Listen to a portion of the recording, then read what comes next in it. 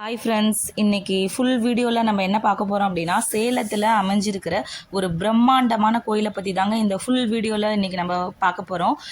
இது வந்து ராமானுஜர் கோவிலுங்க, சேலத்தில் இருக்குது. எங்கே இருக்குது அப்படின்னா, சேலம் எருமாபாளையத்தில் இந்த ராமானுஜர் கோவில் அப்படிங்கிறது இருக்குங்க. இது கரெக்டாக நான் சொல்லணும் அப்படின்னு பார்த்தீங்கன்னா, இதோட இது பார்த்திங்கன்னா எங்கே இருக்குன்னா, சேலத்தில் 10 கிலோமீட்டர் தூரத்தில் உடையாப்பட்டி அப்படிங்கிற ஒரு புறவழி சாலை இருக்குங்க. அதில் வந்து எருமாபாளையம் அப்படிங்கிற ஒரு பஸ் ஸ்டாண்டில் இருந்து 2 கிலோமீட்டர் தூரத்தில் இந்த ராமானுஜருக்கு மணிமண்டபம் அப்படின்னு சொல்லிட்டு ஒரு மிக பிரம்மாண்டமான கோவிலை அமைச்சு வச்சுருக்காங்கங்க.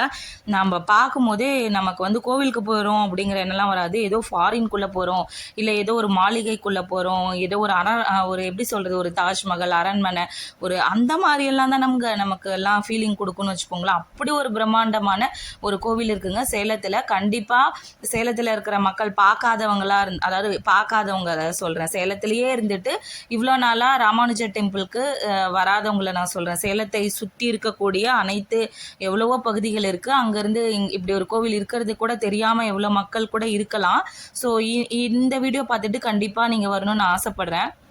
அதாவது சேலத்தில் மட்டும் இல்லைங்க, நிறைய எங்கெங்கேயோ வெளி மாநிலத்திலாம் இருந்து கூட இங்கே சேலம் ராமானுஜர் டெம்பிளில் வந்து எல்லோரும் விசிட் பண்ணுறாங்க.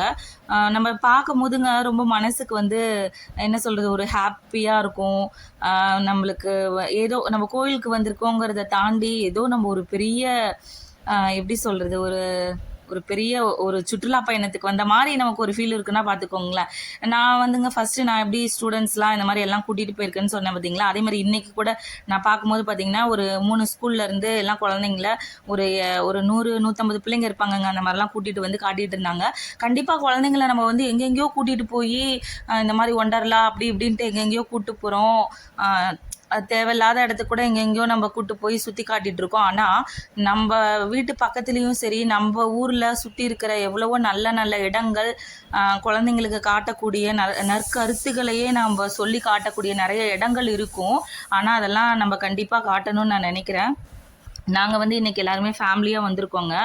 நமக்கு பார்த்திங்கன்னா இப்போது ராமானுஜரை பார்க்குறதுக்கு இப்போ பார்த்திங்கல்ல, அந்த என்ட்ரன்ஸ்லேருந்து படி ஏறி மேலே போனோன்னா ஃபஸ்ட்டு அந்த மண்டபம் பார்த்திங்கன்னா ராமானுஜருக்கு தாங்க இருக்குது. 18 அடி உயரத்தில் ராமானுஜர் அமைஞ்சிருக்காருங்க. பார்க்கும்போது அவ்வளோ பிரம்மாண்டமாக வியப்பாக, ஏன்னா 18 அடி உயரங்கிறது ரொம்ப பெருசாக இருப்பார் இல்லைங்களா. நம்ம அண்ணாந்து ஃபுல்லாக பார்க்கணும், அப்படி இருக்கும். அது மட்டும் இல்லாமல் ரொம்ப கலைநயத்தோட உள்ளே பார்த்திங்கன்னா சிற்பங்கள் எல்லாமே பார்க்க அவ்வளோ அழகாக இருக்குங்க. நீங்களே பார்க்கும்போதே தெரியும் பார்த்தீங்களா, ஏதோ ஒரு பெரிய மாளிகை, ஒரு பெரிய அரண்மனைக்குள்ளே வந்த மாதிரி. பாருங்களேன், ராமானுஜர் பாருங்கள் எவ்வளோ ஒரு அழகாக ஒரு அமைதியான ஒரு ஸ்வரூபத்தில் நமக்கு காட்சியளிக்கிறாரு. ராமானுஜரை பற்றி நம்ம நிறையா தெரிஞ்சுக்கணுங்க. அதாவது ஸ்ரீரங்கம் போனோம் அப்படின்னாவே கண்டிப்பாக அந்த ஸ்ரீரங்கத்துக்குள்ளே ராமானுஜருக்குன்னு உள்ள இடம் இருக்குது. ஸோ அங்கே போய் நம்ம பார்க்கணும். இப்போ வரைக்குமே ராமானுஜருடைய அந்த உடலாகட்டும், நகங்கள், இதெல்லாமே நம்ம ஸ்ரீரங்கத்தில் பார்க்க முடியும். இங்கே சேலத்தில் வந்து பார்த்திங்கன்னா ராமானுஜர் டெம்பிள் எப்போ கட்டினாங்க அப்படின்னா, ராமானுஜருக்கு வந்து 1000 வருஷம் பிறந்த நாள், அப்படி 1000வது பிறந்த நாள் அப்படிங்கிற அந்த பிறந்த நாள் வரும் பட்சத்தில் அப்போ தாங்க ராமானுஜருக்கு இங்கே மணிமண்டபம் இப்படி அமைச்சிருக்காங்க. உலகத்திலேயே பார்த்தீங்கன்னா ராமானுஜருக்கு இவ்வளோ பெரிய கோவில், ராமானுஜருக்குன்னே தனிப்பட்ட முறையில் அமைச்ச இப்படி மிகப்பெரிய கோவில்னு பார்த்தீங்கன்னா அது சேலத்தில் தாங்க. அதனால் மக்களே கண்டிப்பாக மிஸ் பண்ணாமல் இங்கே சேலத்தில் நீங்கள் ராமானுஜர் டெம்பிளுக்கு எருமாபாளையத்தில் இருக்குது, கண்டிப்பாக வந்து விசிட் பண்ணுங்கள். இது இன்னொன்று என்னென்னு பார்த்தீங்கன்னா, அதாவது இது அமைஞ்சிருக்கிற சூழல் பார்த்திங்கன்னா ரொம்ப இயற்கையாக இருக்குங்க. எப்படி சொல்கிறது, அப்படி ஒரு இயற்கையான காற்று சுற்றிலும் பார்க்குறதுக்கு நம்ம கண்களுக்கும் சரி மனசுக்கும் சரி அவ்வளோ ஒரு ஆனந்தமாக, எந்த ஒரு நம்ம ஏதாவது கஷ்டத்தோடு நம்ம வந்தோம்னா கூட அந்த கஷ்டம் கூட நமக்கு தெரியாதுங்க. அப்படி அந்த சூழ்நிலைகள், அந்த இயற்கையான சூழ்நிலைகள் பார்த்திங்கன்னா நம்ம அப்படி ஒரு ரசிக்கிற தன்மைக்கு நம்ம மாறிடுவோம் அப்படின்னு நான் சொல்ல வரேன். ஸோ பார்த்திங்கன்னா இன்றைக்கி இப்போ நாங்கள் போயிருக்க போது நிறைய அங்கே குழந்தைங்கள நிறையா பேர் கூட்டிகிட்டு வந்திருந்தாங்க. ஸ்டூடெண்ட்ஸு நிறைய பேர் வந்திருந்தாங்கங்க. இங்கே டைமிங் இருக்குங்க. என்ன அப்படின்னா, காலையில் பார்த்திங்கன்னா நமக்கு கோயில் ஓப்பன் பண்ணுறது பார்த்திங்கன்னா 9 தான். 9 1 வரைக்கும் இருக்குங்க. ஸோ 9 மணி முதல் 1 மணி வரைக்கும். அதே மாதிரி கொஞ்சம் ஒரு 2 மணி நேரம் கோயில் மூடிடுவாங்க. மறுபடியும் அப்புறம் 4 மணிலேருந்து 7 மணி வரைக்கும், 7ங்கிறது ஒரு 7:30 அந்த டைம் கூட ஆகுங்க. ஸோ அந்த டைம் வரைக்கும் தான் 4 மணிக்கு ஓப்பன் பண்ணிடுவாங்க. ஸோ இதுதான் இங்கே வந்து டைமிங். ஸோ டைமிங் தெரிஞ்சுக்கிட்டு கரெக்டாக அந்த டைமுக்கு நீங்கள் டெம்பிளுக்கு வந்து இந்த கோவிலுக்கு வந்து பாருங்கள். பார்க்கும்போது நான் பாருங்கள் நல்லா மேலே அந்த மாதிரிலாம் ரொம்ப ரொம்ப பெரிய இடங்க. அங்கே பார்த்தீங்கன்னா தென்னை மரம், பனை மரம் எல்லாம் சுற்றிலும் அவ்வளோ மரங்கள் அப்படி இருக்கும். நமக்கு இன்னொன்று என்னென்னா ரங்கநாதரை வந்து சுற்றிலும் ரங்கநாதர் வந்து மேல் கோபுரத்தில் மேலே இருக்காரு. கீழே பார்த்தீங்கன்னா அவரை கீழே சுற்றிலும் பெருமாளை வந்து பெருமாள் அப்படின்னு பார்த்தீங்கன்னா நம்ம வந்து அட்டன் டைமில் இங்கே கோயிலுக்கு வரோன்னு வச்சுக்கோங்களேன்.